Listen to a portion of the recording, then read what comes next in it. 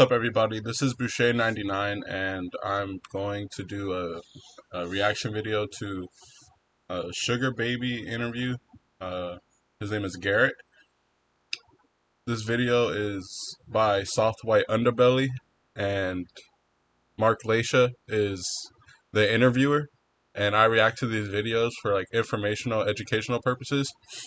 I did a reaction video to this one, like only like halfway, and then I stopped because I had to go do something, and then I never got back to it. So I'm just gonna rewatch the whole entire thing again. And he has a pretty interesting story because he kind of like, from what I remember, he kind of on his own because his family didn't accept him, and he was just he had a different life than most people at his age. When he was younger, he had to like leave. So let's just get into it. All right, Garrett. Hi. Garrett, where'd you grow up? Where are you from originally? So I grew up in Indiana. It's called Monrovia. No one knows where it is. Basically in the middle of a cornfield. And tell me about your family. So I'm an only child. I was raised Pentecostal. And obviously, compared to what I've transformed myself into, definitely doesn't align with how I was raised. And it's been a journey. Do you think what you're doing now is a reaction to that upbringing? I always get that statement that people look at me and they're like, oh, you do this or you're in this lifestyle because of trauma, like growing up. But that's definitely, I feel like, not the case. I don't know. I feel like I've always just done what I wanted to. And even if I had like a perfect, childhood, I feel like I'd still be a little Barbie doll. Would you say you were born this way? Yeah, for sure. Yeah. It I've wasn't like there always was. thought that too. Um, when people do the gender changes, I was always thinking to myself, well, a lot of them, or a lot of people would say that they're born like that. They're like born that way. And I now I finally understand, like, okay, so that's who they are. It's just, um, I guess it's just different. Like, it's all science. It's just science, I guess. Traumatic No. abuse or anything like that. I mean, so let's just go all the way back. So I only child raised Pentecostal. Everything was fine up until about 15, 16. Now it's not even that taboo of a thing, but obviously my family was like, we think you're gay. And they sent me to conversion counseling at 16, which happened to also be the age I started getting into escorting because I just knew I needed to get out of the house. And That's kind of, oh, well, that's kind of crazy. Well, not him. He's not crazy. I just think that it's crazy that all those events are just happening. It kind of made him who he was today and like who he is during this interview. He his family didn't accept him, sent him off to a place so he could kind of be turned into like a brainwashed like religious person kind of thing, and that's just messed up, you know. I needed to make money fast, and that was kind of my way of doing so. And at 17, I actually got emancipated. Um, and that was all thanks to being a sugar baby and being financially stable for myself. Tell me about conversion counseling. That sounds interesting. Yeah, so it wasn't like a camp where like I feel like a lot of They're people trying to think, convert you from being gay to straight. oh yeah, for sure. Very religious oriented. I'd go, we'd read scriptures. There were also other kids there. It was never like a camp I stayed at. It was always Monday through Friday, every day after school. And then Saturday was youth group. Sunday was, the Sunday service. Sundays we go to church on Wednesday nights. Mix in Bible studies in there. Like my entire childhood was really just like church. And what are they trying to teach you or put in your head? Definitely praying the gay away was like basically the best way to explain it. Like, you're gonna burn in hell. This is kind of like, you know, obviously it's wrong to think these things, feel this way. Yeah, just a lot of reading and just they wanted you to self-reflect a lot, and of course just being told that, you know, you're gonna burn in hell one day or something to a 15-year-old, that's really traumatic. So You weren't having it. no. And I feel like that's why I I don't know, I just really, I guess, like the doll or just the whole plastic aesthetic, because it was just to me this like perfect world.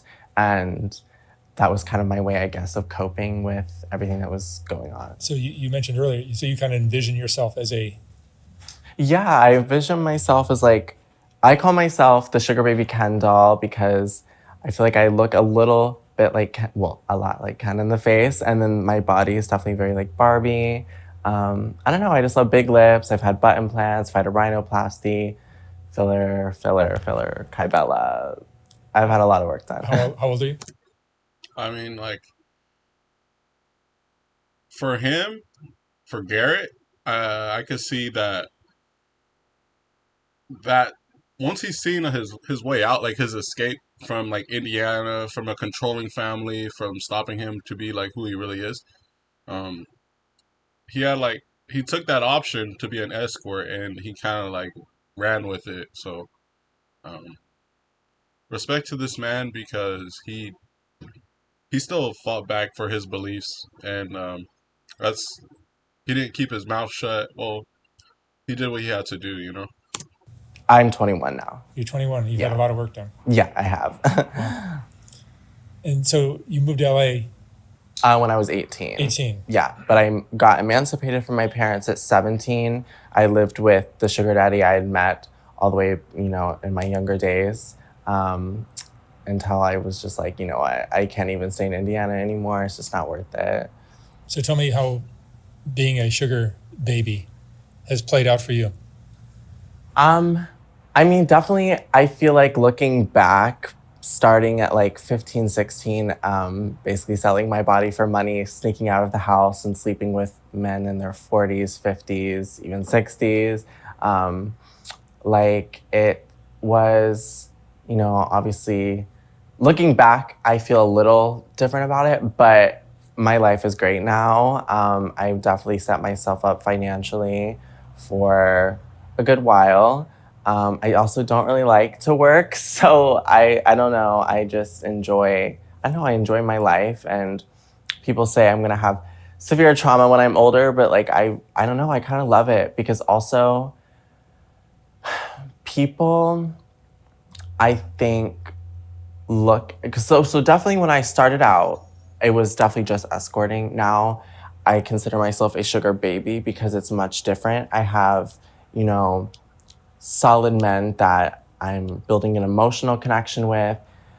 Some of them are like really high profile people that I've had to sign NDAs for. Some of them are just the most random people. And I don't know, you're kind of helping them because you, specifically one of my sugar daddies, he's literally 70, and he's, I don't know, he, everyone in his life has kind of passed away around him, and it is kind of sad to kind of know that he is very lonely. And like, I don't know, well, I'm glad his bank account's big. I don't know if I'd be there, but if it wasn't for that, but I do, like, I don't know, I enjoy it, like kind of being there emotionally for people, if that makes sense. Have you been in love before? I've been in love, but I definitely don't ever want to fall in love with a sugar daddy romantically. I don't know. I feel like in a way that's kind of, I mean, I get if you're attracted to like older people, but I kind of feel like if I'm like settling down with someone much older than me, it's kind of wasting my youth away, if that makes sense. Like I want to be young and look forward to dating and falling in love with, you know, young people, you know, my age. So And you're making good money doing this. yes, I'm making very good money. Literally, there's an article out. As soon as I turn 21, I, not liquid cash, but I, with all my assets I have, you know, it's in the millions within like properties I have and cars, bags. You know, I've definitely saved a lot of. I do remember that part from when I watched it, and I didn't finish it.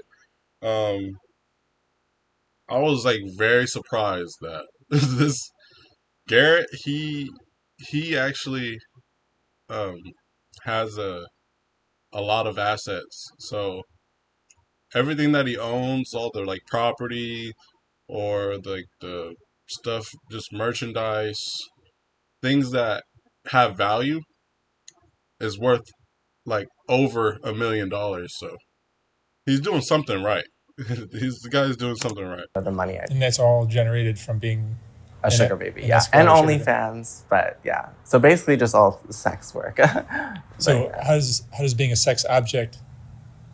How do you feel about that? You seem pretty comfortable with it. Yeah, I'm very comfortable in it. Again, it's so hard for people to grasp, which is kind of, I don't know, it's so weird to me because I get people view sex very differently, but to me, like, it is like an intimate thing, but I don't look as sex like as this like we should just shun it away or like not talk about it, not be very expressive with it. I don't know. I love sex, and if I can make a bag doing it, why not? So I think a lot of women feel the same way. yeah, for sure. I feel like people are also really scared to get into that industry.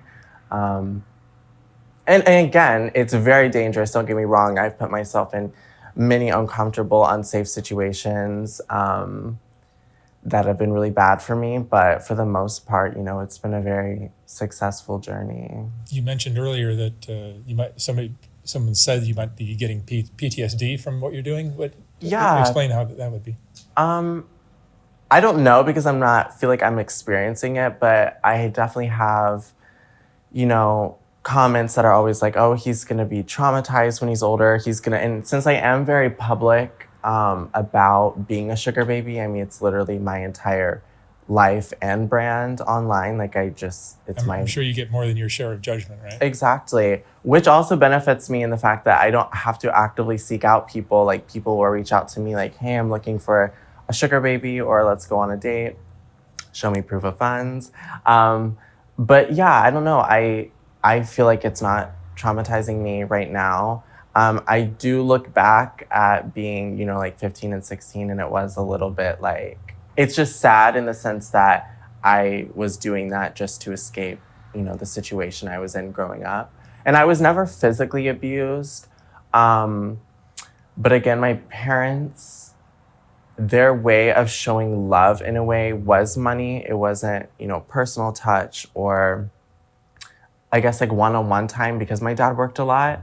So my mindset in life has always been money. And I kind of feel like, in a way, my parents just kind of like giving me money and just like, you go to the side was kind of just their way of like not having to deal with me. And I say deal with me, but I don't know, me being gay and stuff like that and very feminine. We don't have a relationship now, so. You don't even talk to your family? No. Coming from southern Indiana, Mm-hmm. I would think it's a hard thing for them to accept, right?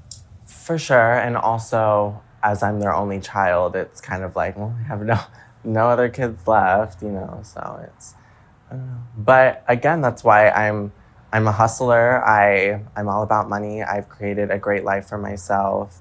Not a lot of 21-year-olds can say they're a millionaire. So like it's something I'm definitely proud of.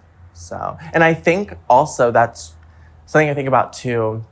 Maybe I would feel like I have more PTSD and more trauma from this industry if I wasn't making as much money.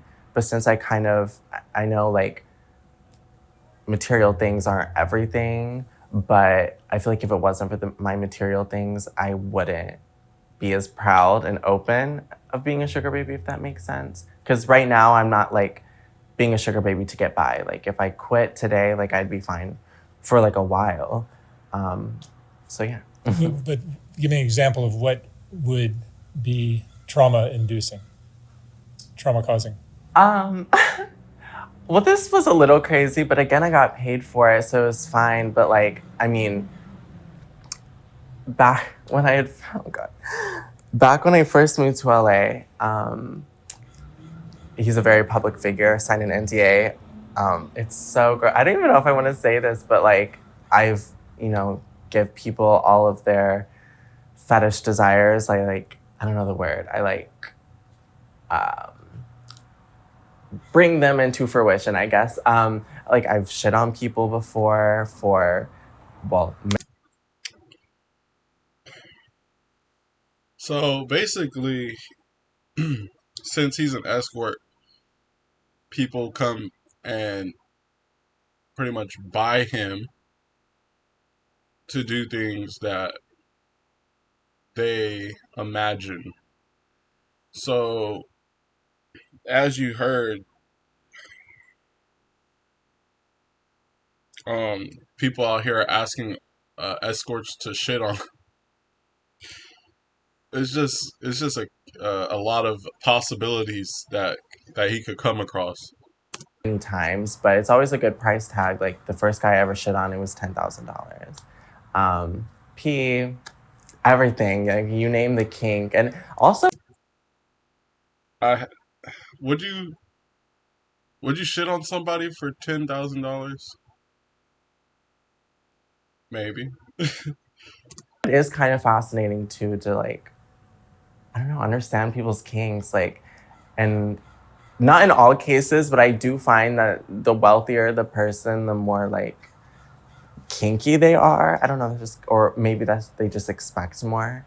That could kind of be traumatic to someone, but again, like me, I think it's kind of funny at this point. Like, I don't know, like people take a shit for free. Like I take a shit for like $10,000, so it could be worse. Do you feel like you're basically a sex toy to a lot of your clients? Yeah, for sure. He does have self-respect for himself, though. I'm pretty sure he knows that, like, who he really is, and like he has his limits. I'm pretty sure, and he knows that some things aren't worth it because he did say that he's been in some situations and a lot of stuff that he kind of like he put himself in those like hostile situations. So he just has to be careful, and I'm pretty sure he knows that now. He has experience, and people have lives and personal um, interests that they do, and you just wouldn't know. So I mean, you just got to be very open minded. But do you feel like your attractiveness, your whatever you want to call it, Mm-hmm. is a commodity Yeah, that you can milk, right? yeah, exactly. And also, I feel like it kind of, I'm sure a lot of attractive women feel that way. oh yeah, for sure. And I also, um, I don't know, like it is me, and like I'm never like pretending to be someone else, but it is almost like a character. You know, like I'll get dressed up. Sometimes, like obviously, I have a very feminine appearance, and then if I'm super dressed down, I can have like a very, masculine young boy look aesthetic, which is what a lot of guys want too. So like I can kind of play both roles, which is fun. So yeah, like sometimes I'll be dressed up in a full like Barbie wig. Sometimes I'll just be like fully stripped down, and yeah, I don't know, it's like a character I get to put on, and I think that kind of helps because I'm a very like visual person, and I just love everything in my life to just be like aesthetically pleasing. And I don't know, I just feel like it makes me seem more like a doll. It's like a little character I get to play. He comes off as a celebrity. I kind of like see him as more like a celebrity.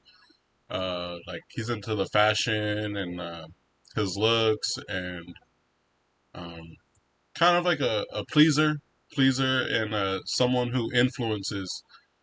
And I would kind of fit him in the celebrity category. Like he could just be walking down Hollywood and just be with his like what is it called? The name brand stuff, like the actual designer stuff. Balenciaga, like stuff like that. Balenciaga and all those models that do that stuff. And it's my job. And how does this impact you emotionally? Do you get anxious, depressed, angry, anything like that? I mean, I definitely like, there's been a few times I've been like scammed or played, and that really hits that. It just like, Imagine if like someone's like, "Hey, yeah, bro, I'm gonna pay you like $10,000 to shit on me, right?" And then they you shit on them and then they just don't pay you. Like you just got shit on somebody for free, dog. makes me second guess like everything I just did. But no, I've never been on like any antidepressants. Again, I'm like very proud of what I do, but I feel like I drink a lot, especially for someone my size. I'm like 100 pounds. People are like, damn, like You're 100 pounds. How tall are you? 6 foot. You're 6 feet, 100 pounds. Bro, so 100 pounds and 6 foot. That's like not like the body structure is like, I guess it's a little different, but I mean, as you can see, it's possible. And he said he drinks a lot too, though. So I mean, I guess that I wouldn't say that's the healthy life, but he probably gets drunk really fast because like his body mass and then like the alcohol by volume, that's gonna like affect a 100-pound person.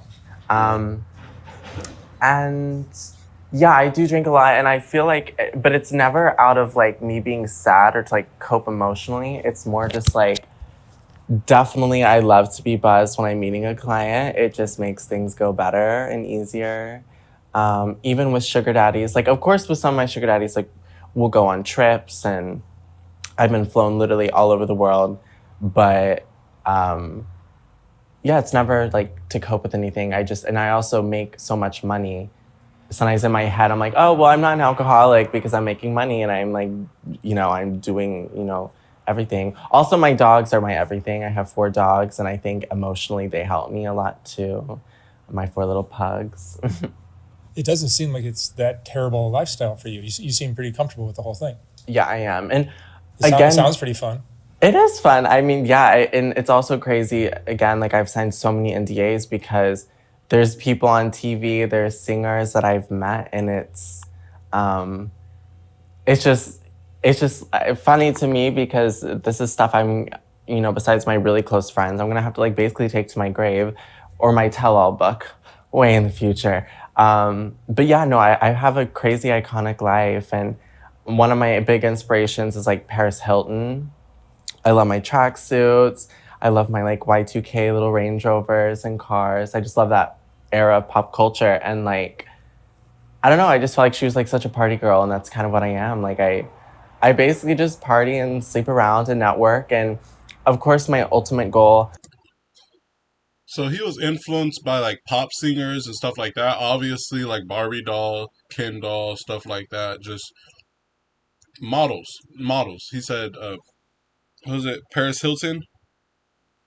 So his perception of Paris Hilton's life is he's saying like his is kind of the same. So what he thought how Paris Hilton kind of lived, like the party goer, just pop singer, um, famous type of stuff. That's what his kind of motive is like. He has like that type of feeling to go do party goer things, and then there's nothing wrong with that. I mean, there's a lot of fun stuff out there to get into. And life has been to be famous and have my own reality show. And there's negotiations going on right now for my own potential show. And I've gotten a lot of press opportunities and other shows because of my lifestyle. So it's kind of. He'd be a dope YouTuber. I can't say that like he wouldn't, because if he were to go do a day in the life or it'd just be funny seeing him. I feel like him in social situations would be pretty dope. Like a win-win. My work is also happens to be taboo and fascinating to the world, and like I'm happy to share my stories that I like legally can. Yeah, I love it. I love that my life's interesting, and I didn't even purposely try and make it that way. You did good for a young man from the cornfields of Indiana. No, literally, cornfields to the hills. What's the hardest part of this lifestyle for you? I guess the whole like the kinks is hard. Again, I 2 different things like with the whole like. So basically, most of the time, like when I meet a sugar daddy, when I call them a sugar daddy, they're my sugar, or I'm their sugar baby. That's because we've started out on like an escorting basis. We'd meet, we do what we did. I got paid and left. But then once they start reoccurring a lot, then, it's like, let's go to dinner. Let's And they turn into a regular go on as a a trip. sugar daddy. Yeah, and then it becomes a lot more emotional. And that, I feel like the emotional part is really hard for me, because I'm not I'm infatuated with their money. I'm not actually, and I tell them, straight to their face. It's not like I hide it. I'm like, you have a lot more feelings for me than I do emotionally, and I don't know. Sometimes it's really draining, to just pretend you care for a while, like for a long period of time, if that makes sense. Mm-hmm. I would say that's the hardest part. It's just very exhausting and draining. And like, I did well in school. Like I could go to college and stuff like that. But I find that, I don't know, I could get like a typical 9 to 5, even though it's like everything I'm like basically against. I'm not against a 9 to 5, but like I just don't want that for my life. But being a sugar baby, ironically enough, is like a 24/7 job. Like there's It sounds like you're making too much money to go to Starbucks and get a job, right? Oh yeah, no, for sure. That too. But also just the whole like, I mean, unless he had like a passion for cooking or doing labor or something, I don't see why he would need a job in either. Like, you know. I don't know. It is a full-time job, but you do make great money and it's rewarding. But it's also risky, and you do have to be careful, especially being young, especially getting flown out. Like I've had people fly me out. I don't know what they look like. I don't know. I'm just like a big risk taker. I'd rather die young than be old and die and have like nothing to really like talk about. I don't know, like have not had an interesting life. Yeah, regrets it. That's a good point, though. That's a really good point. He has like so much to talk about, so many things that he's been through. Like, that's an interesting story to be told right there. Not doing anything. Yeah. Did you have goals or dreams of doing something other than sex work? I mean, I am into body modification, so I definitely like, when I was in high school, I'm like, I'm gonna be a plastic surgeon, and I could always do that, but I like getting surgery done on me more. I think you've carved out the perfect lifestyle for your personality. I'm trying to find a rich plastic surgeon. That's sugar daddy. That's the goal. So is anyone watching this? What advice would you give to somebody who's watching this?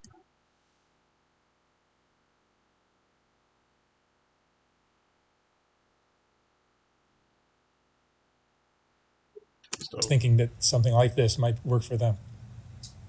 Be smart with your money.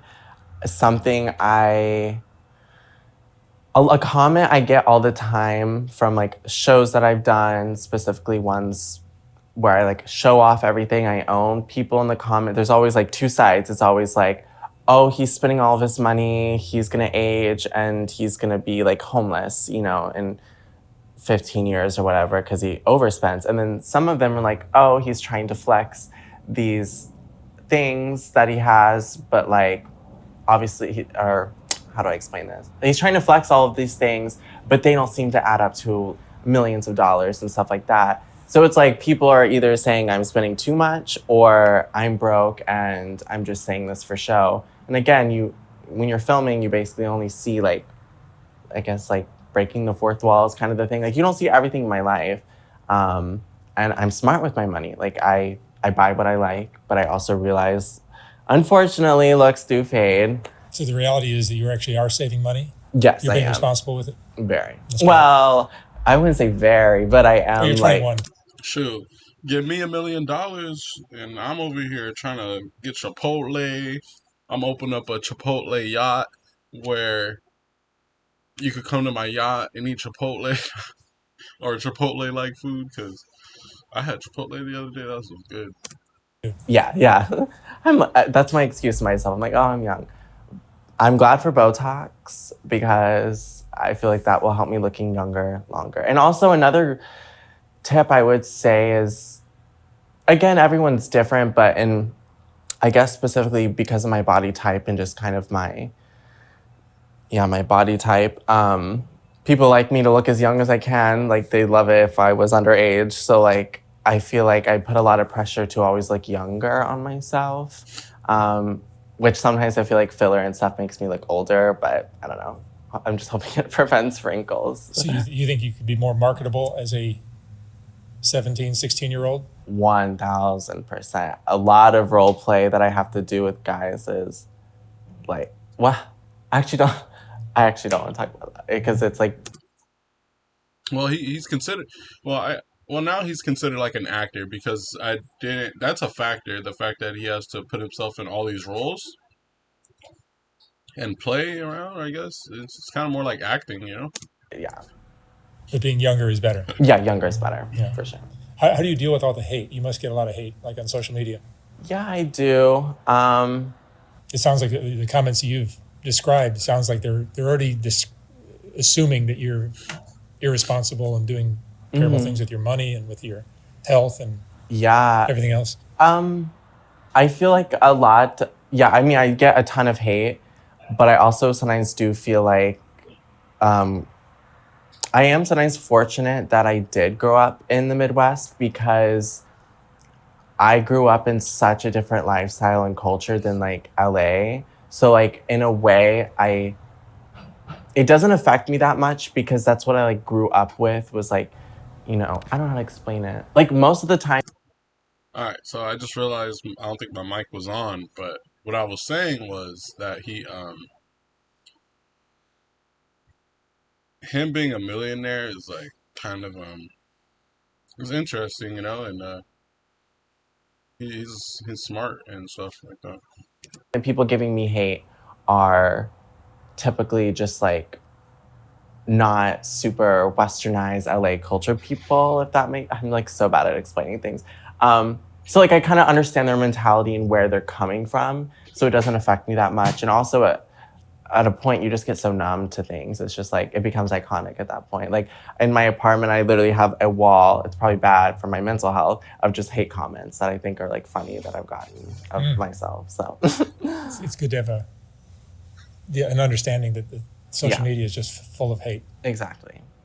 And I think that's because I'm so secure in myself. Like, I don't know, I just think it's iconic. And I feel like also if you're not getting hate, you're not doing anything I've right. heard that comment before too. That's how I feel. I think there's some truth to that. Yeah. But I do understand people's concern about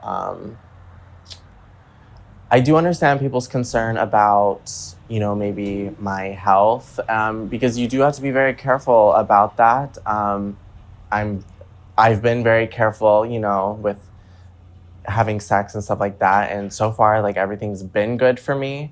And it's scary because it really only takes that one person, and you're kind of fucked. So that's another reason I have to be smart with my money, is because like something could happen. You could get an STD or something that's incurable, and I don't know, it would just definitely change your life. So you have to be careful. Where would you like to be in 5 years? I definitely want to buy a house in 5 years. I don't know right now. He's a smart dude. Like I can't say he's a very smart dude. He has like a plan, and he's trying to he's going through the process right now. House, I would love to. Well, I don't know this dude, but personally, I think he's cool. I think he's smart, and I wouldn't say people should be more like him, but I would say that he has a lot of stories and gifts that he was given, and he used them to do things that he was capable of completing. I don't know, marriage is like not really a thing, but I would like to have a boyfriend. I've never had a boyfriend, like my age. I would still like to be a sugar baby. I mean, I get so many crazy opportunities that people my age like don't get for sometimes ever, like traveling, and I don't know, I just Social honestly living the same life, but just more money. social media, like Instagram, I think is probably the ultimate marketing tool for somebody like you, right? Yeah, and that is, I completely forgot to even talk about I this. think there are women in small towns and all over the world who have tapped into that. Yeah, social media is and are traveling the world, yeah, making tons of money, right? you can like make money off of social media. and which is what I was doing too. Like obviously being a sugar baby, having OnlyFans, and making money on social media with like brand deals and stuff. But because I get so much hate, my Instagram and TikTok just got deleted. It was back in June. And that's been hard for me because Your Instagram and TikTok accounts were deleted? same week. And was there something you posted that was particularly... No, that's the thing. Like, triggering? again, I'm like pretty smart. Like, obviously, I post slutty things, I guess you could say, but like nothing like actually showing or out of any capacity. And again, I just think it comes from, I did go on like a popular daytime TV show right before that happened. So, I think just like the influx of people coming from that video and just reporting my accounts at the same time is what caused it to get deleted. But that's been hard because, again, like I felt like I built such a good following and fan base and platform, and then it literally got taken away overnight. And that was like, wow, real life. No, not being glued to my phone all the time. To a lot of people, that would be